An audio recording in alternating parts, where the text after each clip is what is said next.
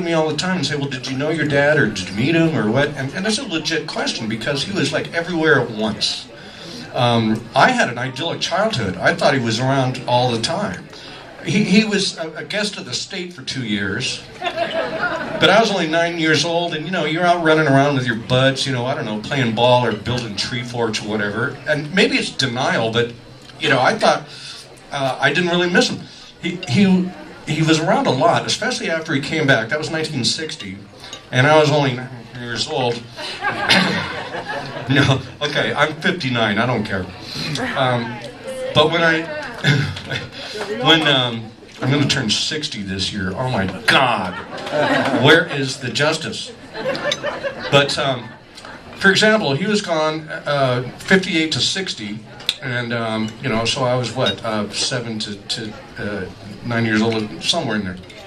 And when he came back, part of the the requirement for his parole was that he had a family life and a 9 to 5. And so he had to work, and so Roy Tannehill, bless his heart, Los Gatos Tire Service, the Goodyear outlet, hired him as a recapper guy, because he used to do that in New York and then here in Denver. And he hired him when no one else would, because, for 2 reefers, he had like the blue card or whatever, and no one would hire you, And Roy is alcoholic. He didn't give a shit. He says, yeah, you're the best tire guy. In fact, me and my friends used to ride our bikes down and just watch him work.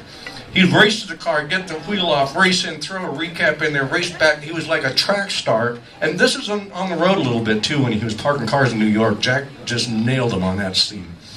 Flappy shoes and a threadbare coat.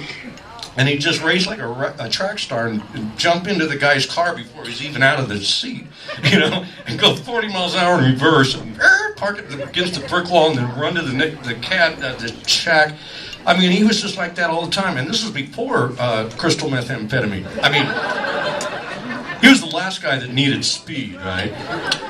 I mean, he was speedy enough already, but that was his downfall toward the end. I remember when he would, my sister, Jamie, who's here tonight, was the prima ballerina, and my mother would get her a prescription for Dexedrine. 10 milligrams of Dexedrine would keep me up for 2 days. You want to hear the life story? I'd go, well, let's start at the beginning. First, the earth cooled, and everybody's like, yawn. They were pretty strong pills.